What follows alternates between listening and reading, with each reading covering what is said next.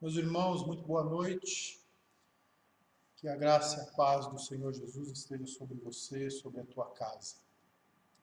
Eu quero convidá-lo para o culto desta noite com o versículo 11 do Salmo 16. Tu me farás ver os caminhos da vida. Na tua presença há plenitude de alegria. Na tua destra, delícias perpetuamente.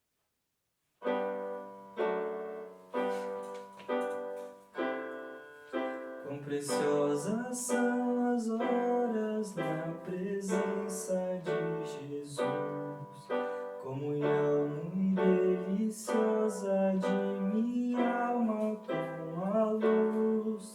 Os cuidados deste mundo não me podem envolver, pois é Ele o meu abrigo quando o tentador vier.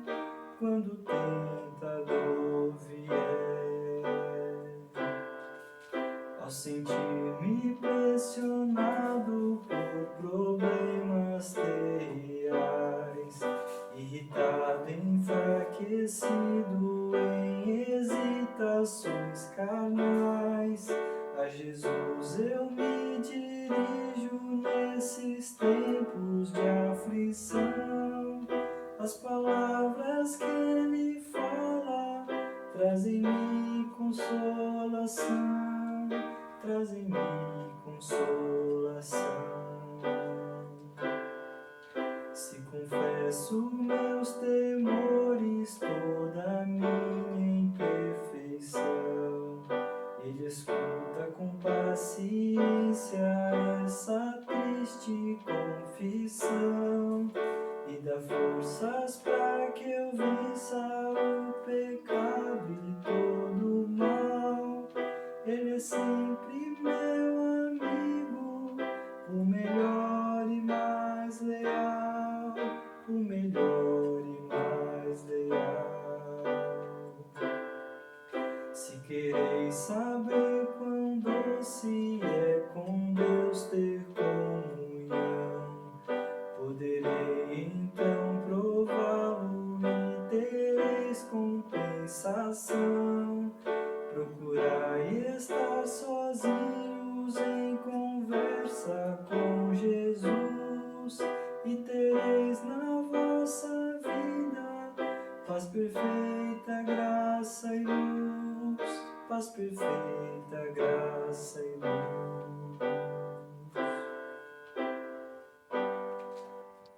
Amém. Quero orar contigo. Bondoso Deus, como é bom estarmos na tua presença. Como é bom, ó Deus, experimentarmos as delícias da tua destra. Como é bom, Pai, nos colocarmos no alto lugar de refúgio que é a tua presença.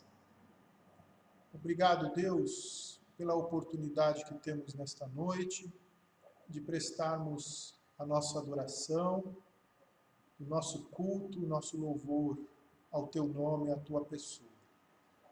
Permita-nos, Deus, sermos edificados. Atende, ó Deus, a nossa oração. Aceita, Pai, o nosso louvor. E que os corações aceitem, ó Pai, a anunciação da tua palavra. Em nome de Jesus. Amém.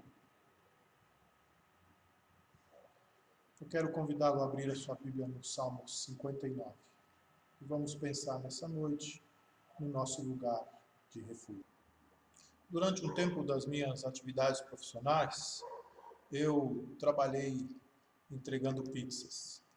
Num dos caminhos que eu fazia semanalmente, eu passava em frente a um monastério. Era um lugar bonito, no alto de uma montanha, bem no meio da floresta temperada, longe de tudo. Eu ficava imaginando como seria bom viver naquele lugar, distante de todas as preocupações, só ali meditando, lendo, pensando, escrevendo. deveria ser muito bom. E eu ficava imaginando como eu poderia fazer para passar um mês ali, pelo menos um mês. Mas era só uma ilusão. O século IV da história do cristianismo é marcado por um fenômeno interessante chamado monasticismo. O imperador Constantino se converteu e a paz havia chegado para a igreja cristã. Os irmãos não seriam mais perseguidos, não era mais crime ou ilegal ser cristão no Império Romano. O tempo, então, foi passando, as pessoas foram tendo a sua liberdade religiosa e a religião cristã se tornou a religião oficial do Império. A igreja passa agora a ser dominada pelos ricos, pelos poderosos, que disputavam entre si lugares de destaque numa instituição agora estatizada, aliada ao governo imperial romano. Para muitos cristãos que viveram uma realidade totalmente oposta, afinal a igreja era uma comunidade perseguida. Essa mudança para eles, essa mudança de status da igreja, tornou-se para eles uma grande ameaça. A igreja institucionalizada, aparelhada com o Estado, tornou-se um inimigo. Ela estava acomodada ao conforto do amparo imperial. Um amparo que lhe dava segurança, um amparo que lhe fazia uma instituição política. A fé tornou-se então uma necessidade secundária. A religião agora era imposta. O fervor e a espontaneidade em muitos cristãos não estavam mais presentes na sua vida de fé. Ser cristão era uma obrigação de cidadania. Até então, os cristãos viviam a expectativa de serem presos e forçados, sob tortura, a negarem a sua fé, ou então seriam condenados ao martírio. O martírio seria a grande glória para o verdadeiro cristão. Havia entre boa parte dos servos de Jesus, dos seguidores de Jesus, essa expectativa: será que eu vou para o martírio? Agora, diante dessa nova circunstância, não havendo mais essa necessidade, essa prova de fé, essa prova de compromisso com Cristo, a religião se tornou mórbida, acomodou os cristãos. A igreja perdeu muito em termos de qualidade, de fé, de obediência e também do seu testemunho. Nesse cenário agora majoritário, decadente, nasce o movimento monástico. Aqueles cristãos que entenderam que aquele novo ambiente para a fé cristã não era seguro para seu relacionamento com Deus, eles não se sentiam mais desafiados na sua fé. E aí então decidiram se retirar, buscar um lugar de refúgio para não se contaminarem com aquele novo status da igreja, que para eles era perverso e descaracterizado da verdadeira fé cristã. Então os monges foram para os desertos, para as florestas, para as montanhas, buscar um lugar de refúgio, onde o inimigo não os alcançasse, onde pudessem encontrar a paz e a verdadeira fé, onde pudessem onde pudessem desenvolver a sua verdadeira fé. O martírio não existia mais, até aquele momento já não era mais uma prerrogativa do verdadeiro cristão, ser incomodado pelo martírio. Então, uma vida isolada, desprovida de desconforto, uma vida muito simples, era agora o auge da verdadeira fé. Porém, os monastérios eram também lugares onde a mentira, a inveja, o ciúme, as disputas, as diferenças sociais e várias outras pobrezas do coração humano se faziam presentes. Se faziam presentes e ativas. Aquelas mesmas pobrezas que levaram a igreja a se institucionalizar, que levaram àquela decadência, eram aqueles mesmos males da igreja estatal, em medida proporcional, apareciam dentro dos mosteiros. Estavam lá, fazem parte da alma do ser humano. Quem leu ou assistiu o clássico de Humberto Eco, O Nome da Rosa, pode ver essa realidade na história do mosteiro beneditino e a sua grande biblioteca. O grande erro dos monastérios foi acreditar que os males do mundo estão fora do ser humano, são alheios à alma.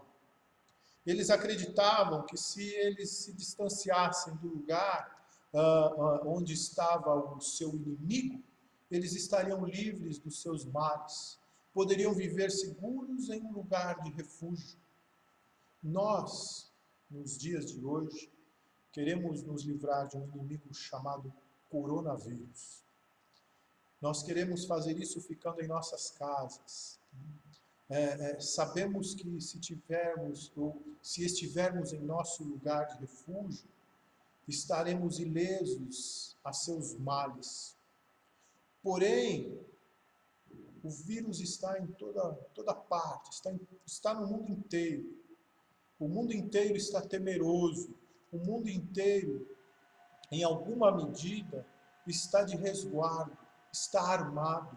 São várias as iniciativas para encontrar uma vacina, um tratamento eficaz para vencer esse inimigo. Todos querem um lugar de refúgio, todos querem um lugar seguro.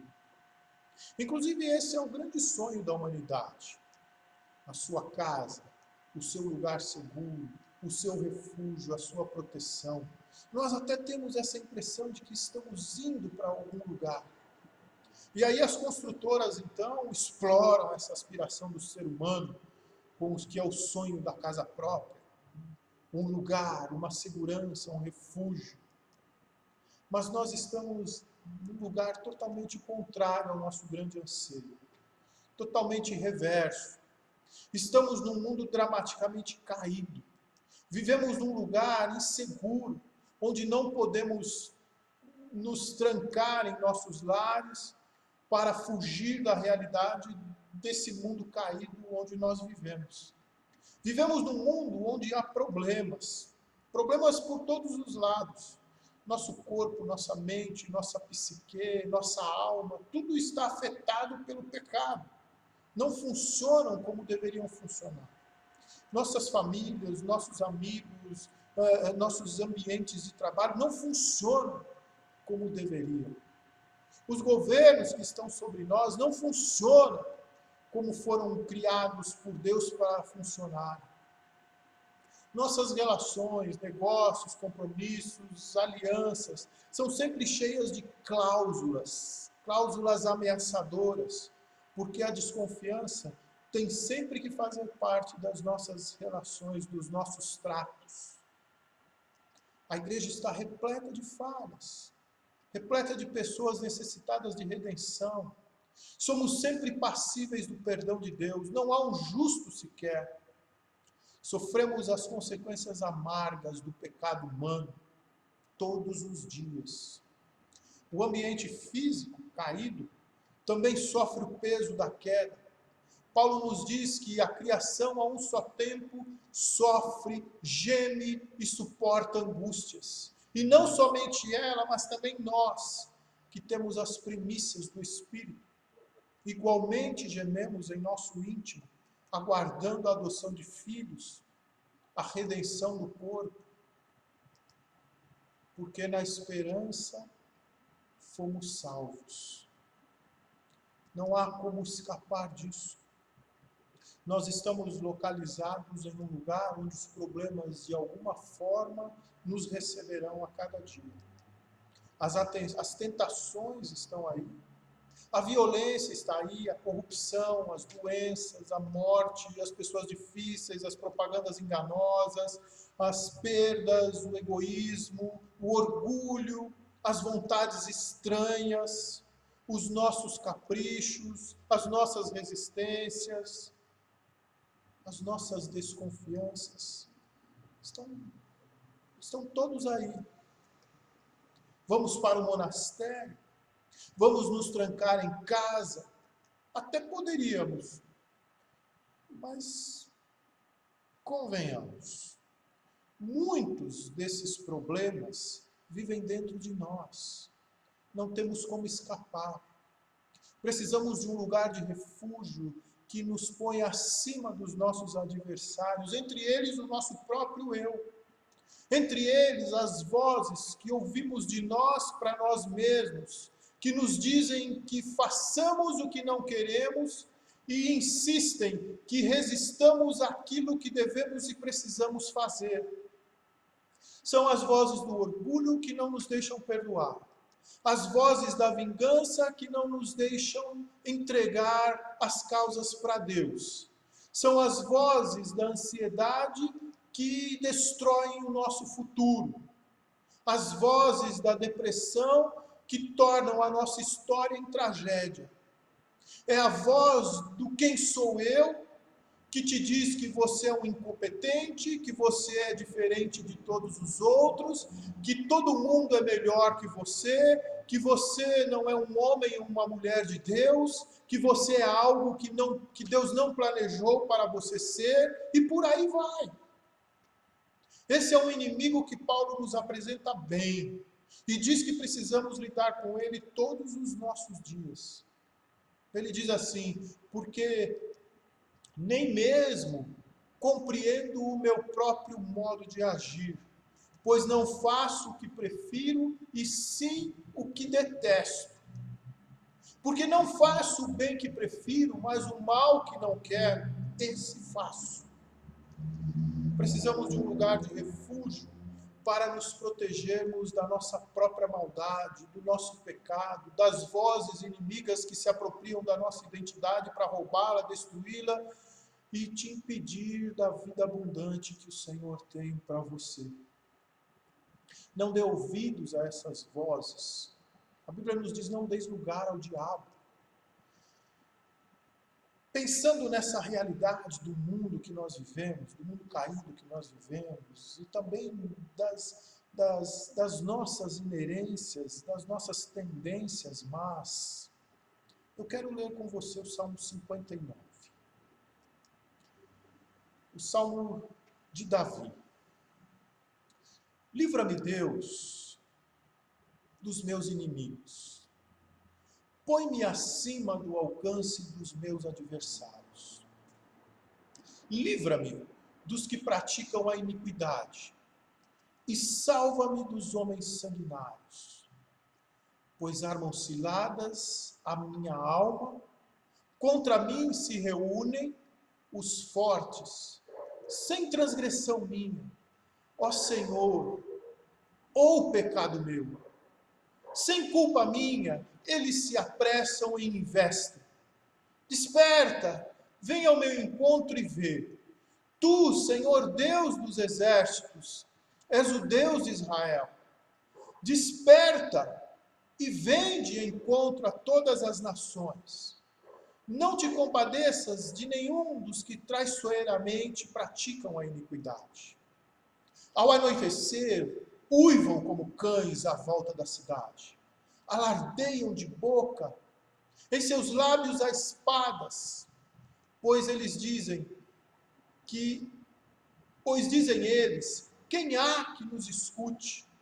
Mas tu, Senhor, te dirás deles, zombarás de todas as nações. Em ti, força minha, esperarei, pois Deus é meu alto refúgio. Meu Deus virá ao meu encontro com a sua benignidade. Deus me fará ver o meu desejo sobre os meus inimigos. Não os mates, para que o meu povo não se esqueça.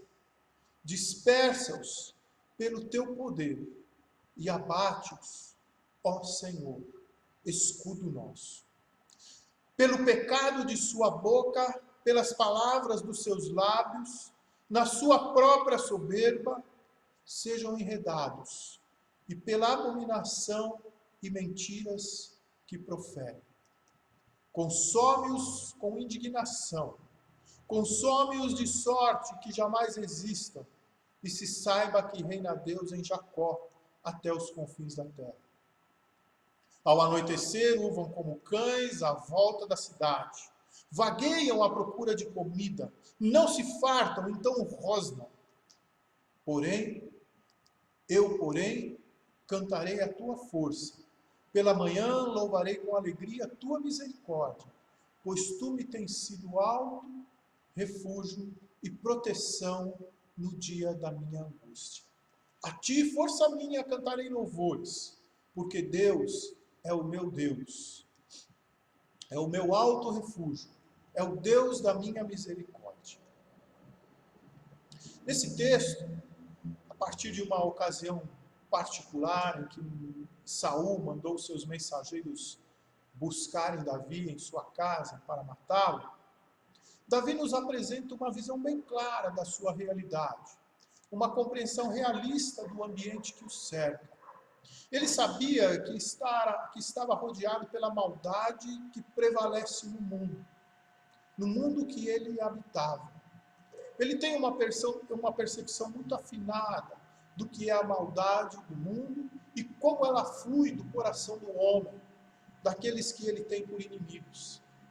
Davi vivia em tempos de conspiração, violência, inimizades entre pessoas, inimizades entre os povos, um tempo em que a lei do mais forte prevalecia, era um tempo em que as cidades tinham que ser construídas sobre uma montanha para que o acesso fosse dificultado e a visão dos arredores fosse ampliada, pois aquele era um mundo muito inseguro, um mundo caótico, um mundo caído. A sua realidade de guerreiro e posteriormente de rei é uma realidade árdua, de inimigos à espreita, de adversários, de armadilhas, de homens sanguinários que praticavam a iniquidade, exércitos fortes que se reuniam contra ele em volta da cidade. Ele diz que como cães uivavam ao anoitecer. A realidade de Davi é de um mundo caído, perverso, cheio de problemas, um mundo onde os homens não se fartam em suas necessidades, estavam sempre procurando a quem atacar em sua fome e sede de perversidade. Era um mundo caído em mentiras, acusações, cobranças, pressões, que roubavam a paz, a segurança, roubavam a pureza, a esperança. Era um mundo em que o anseio e a tristeza tinham um espaço imenso na alma dos homens que tanto buscam por seu lugar de refúgio. Qualquer semelhança não é mera coincidência. O lugar onde habitamos é perigoso, é caído. É importante que reconheçamos essa realidade. O mundo tem sim a bondade e a justiça de Deus sendo feitas, sendo espalhadas, e através da igreja de Jesus que isso acontece. Através da igreja de Jesus e de outros meios de Deus, a medicina, a arte, a poesia, a cultura, a educação, etc. Mas a bondade e a justiça de Deus acontecem no mundo porque a misericórdia do Senhor dura para sempre. E se atentarmos, podemos ver sim a bondade e a justiça do Senhor nesse mundo. Porém, é um mundo caído, perverso e repleto de problemas, cheio de violência, cheio de maldade. O mundo em que habitamos não nos oferece um lugar de refúgio. Até os países mais seguros e que oferecem excelente qualidade de vida estão repletos de jovens infelizes cometendo suicídio. Portanto, entender a condição do mundo nos prepara para enfrentarmos bem os problemas que surgirem em nosso caminho. Saber que estamos aqui para enfrentar situações difíceis é uma conformidade que nos faz buscar com maior precisão o que nos pode dar segurança. Ficar romantizando o mundo que vivemos é uma ação falaciosa que nos torna vulneráveis às investidas da realidade de um lugar em queda. As decepções, as frustrações, as quedas em armadilhas, os desânimos, as dificuldades em tratar com problemas do cotidiano, os estresses acentuados, as desistências, as falências, as depressões, aquele enfraquecimento por perda de energia, as doenças psicossomáticas. Em medida elevada, todas essas coisas são provenientes do despreparo nosso em reconhecer a realidade de que vivemos num mundo caído. As pessoas tendem a não querer encarar essa realidade. Você já viu como as pessoas caem facilmente em golpes, achando que alguém é muito bom, tem coração generoso. Olha, eu tenho aqui um bilhete premiado, você não quer comprar? Olha, eu sou um homem solteiro, cheio de amor para dar. Procuro uma mulher mais velha, resolvida financeiramente na vida para compartilhar um grande amor. Como as pessoas caem nessas mentiras? Exatamente porque estão despreparadas. Não entendem que vivem num mundo caído, num mundo de maldades. Nós somos iludidos pelo discurso, principalmente televisivo, da vida paradisíaca, onde tudo se resolve, onde os problemas acabam. O lugar de refúgio é encontrado. Se tiver uma boa soma em dinheiro e um grande amor, está tudo resolvido. Mas nós sabemos que não é assim. E quando você não encara a realidade do mundo caído, por engano, por decisão, por inocência, ou por uma decisão espontânea, você se refugia nos lugares errados. Aqueles subterfúgios de avestruz, que esconde a cara, mas continua exposto em todo o seu corpo. Aqueles esconderijos falsos, que não podem te dar segurança alguma, pelo contrário, expõe mais ainda a sua fraqueza, expõe mais ainda a sua queda, expõe mais ainda a sua debilidade. Eles podem ser drogas, jogos, comida, bebida, cigarro, pornografia, traição, consumismo, trabalho sem limites, rompimentos, negociatas escusas, violência, crime, a internet, o celular. Todos esses subterfúgios, todos esses prazeres fugazes, numa tentativa de aliviar a dor com eles. Com esse prazer que tenta suprimir o desespero da alma e que não resolve, não cura. São as fugas, fugas e mais fugas. Nenhuma dessas coisas pode ser o refúgio que você procura. Colocar alguma esperança nelas só acrescenta desapontamento ao problema que você já experimenta. Daí uma segunda compreensão. O problema que você imagina estar num lugar alheio a você, em boa medida está dentro de você. O nosso lugar de refúgio, então, não é um simples ambiente físico, ou um prazer efêmero, ou um distanciamento.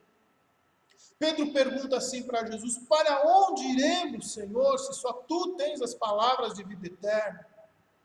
O teu lugar de refúgio é uma pessoa poderosa que pode agir no teu interior. O problema, em grande medida, está no orgulho, no egoísmo, em tua procrastinação, em tua indisposição de encarar a realidade, em tuas decisões.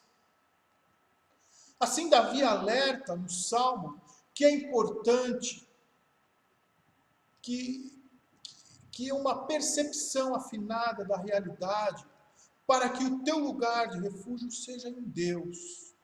Entenda bem o mundo em que você vive e busque o seu lugar de refúgio na pessoa de Deus. Busque o lugar correto. Ele diz assim no verso 9: Em ti, força minha, esperarei, pois Deus é meu alto refúgio. Ele sabia o tamanho e a força do seu inimigo. E só Deus poderia aplacar esse poder.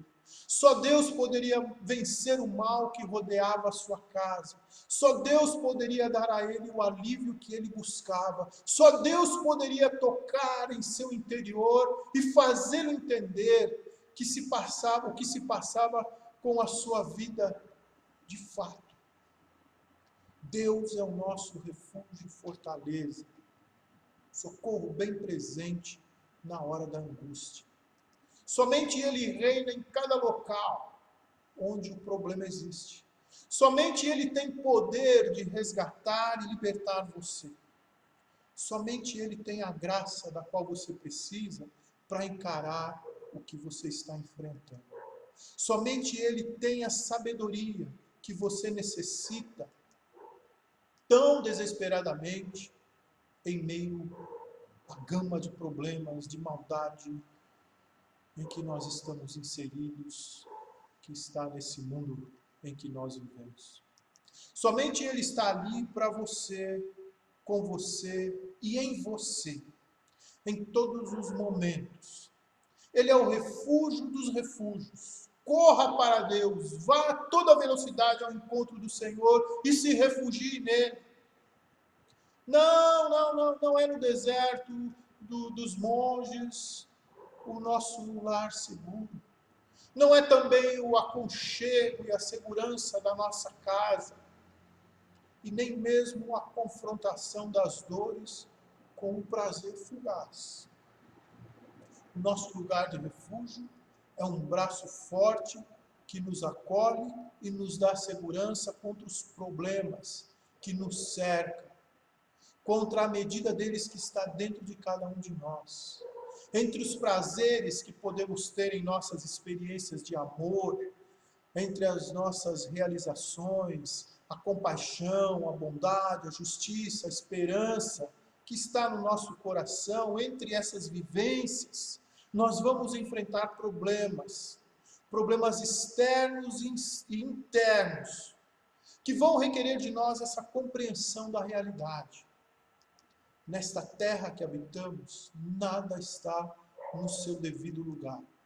Essa é a realidade que precisa ser enfrentada com naturalidade, com a naturalidade e com a verdade que temos um lugar seguro na presença de Deus.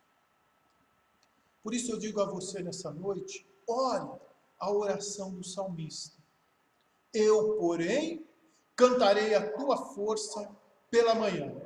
Louvarei com alegria a tua misericórdia, pois tu me tens sido refúgio e proteção no dia da minha angústia.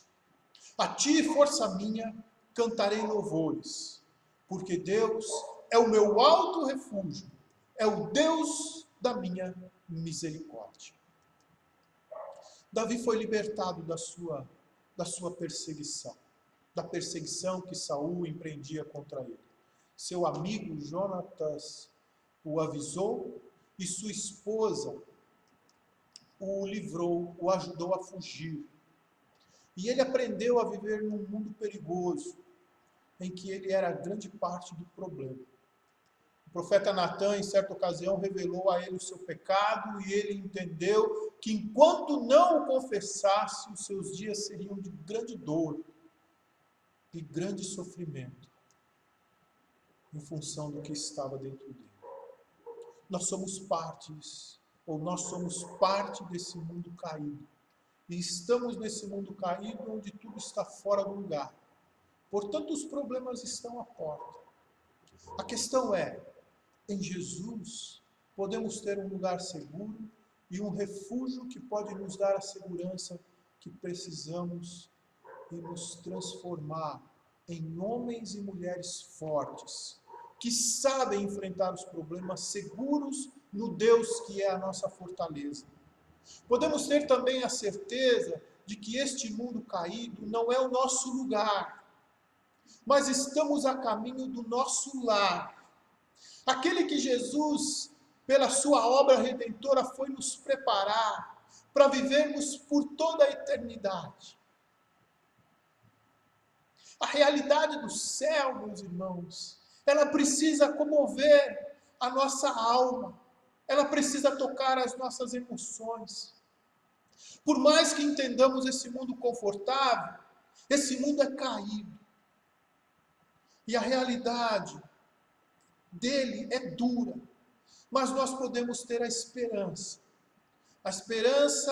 daquele lugar de paz, daquele refúgio iluminado pela claridade do Filho. Aquele será o refúgio final. Aquele será o refúgio final para aqueles que se entregarem à sua graça e ao seu senhorio. Por causa da cruz de Jesus, a nossa história não terminará com problemas diários e um refúgio fugaz, temporário, impróprio. Nossa localização final será completamente diferente de qualquer coisa que já experimentamos. Até mesmo o melhor e mais glorioso dia de realização e alegria aqui nessa terra. Nós temos sim dias de alegria, dias de realizações. Nós somos pessoas felizes no mundo decaído, mas por maior que seja essa alegria, esse conforto, essa realização que vivemos aqui, apesar do mundo caído, nada se compara à glória eterna que Deus tem para cada um daqueles que se entregarem à sua graça, que se entregarem ao senhorio do Senhor Jesus. Não, eu não fui para o mosteiro, eu não passei ali um mês, eu não experimentei a paz daquele lugar, porque não seria ali que ela haveria de ser encontrada. Mas eu quero experimentar, sim, os braços do meu Deus, o refúgio que eu tenho para hoje. Através de Jesus, nós podemos nos dirigir para um lugar seguro. Hoje, agora, os braços do Senhor. Através de Jesus, podemos nos dirigir para a pátria celestial, a casa do Pai, onde toda lágrima será enxugada e onde não haverá mais problemas. Hoje, nós temos o braço forte do Senhor. Nós podemos ser felizes. Você pode ser feliz hoje. Amanhã, teremos a pátria celestial, a gloriosa presença plena do Senhor, a paz e o amor reinarão naquele lugar, onde nós passaremos a nossa eternidade. Aí sim, um lugar de refúgio, uma alegria plena para sempre. Essa é a verdade que nos põe num alto e seguro lugar de refúgio agora. Que o Senhor abençoe a tua noite, que o Senhor abençoe os teus dias, que o Senhor abençoe o teu ser, que o Senhor abençoe a tua família com esse lugar, com esse refúgio seguro, que é a presença do Senhor, hoje, agora, com a esperança que temos na eternidade que Jesus nos oferece. Fica na paz do Senhor Jesus. Uma noite muito abençoada para você.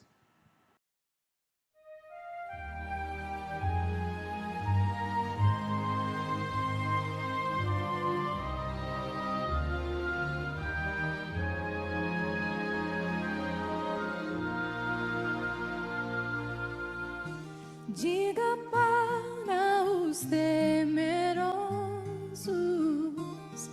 não há nada a temer,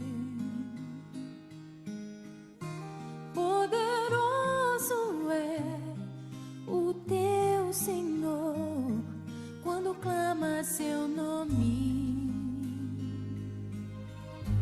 Ele então virá. Ele vem pra te salvar, Ele vem para te salvar. Diga ao cansado, o teu Senhor virá. Ele vem para te salvar. Ele vem para te salvar. Ele vem para te salvar. Contemplar o Senhor e te levantarás. Ele vem para te salvar.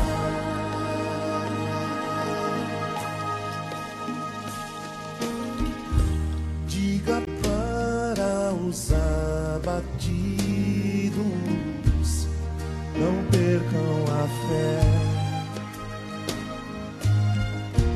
Poderoso é o teu Senhor, quando clama seu nome. Ele então virá. Ele vem pra te salvar. Ele vem para te salvar. Diga ao cansado, o teu Senhor virá. Ele vem para te salvar. Ele vem pra te salvar. Ele vem para te salvar. Contemplar o Senhor e te levantarás. Ele vem para te salvar. Ele é o teu refúgio em meio às lutas. Um escudo na tempestade. Uma torre na tristeza, Fortaleza em meio à batalha. Ele vem te salvar. Ele vem para te salvar. Diga ao cansado, O teu Senhor virá. Ele vem para te salvar. Ele vem para te salvar. ele vem, ele Ele vem. vem para te salvar. Contemplarás o Senhor e te levantarás. Ele vem para te salvar. Contemplar o Senhor e te levantarás. Ele vem para te salvar. Contemplar o Senhor e te levantarás. Ele vem para te salvar. Ele vem.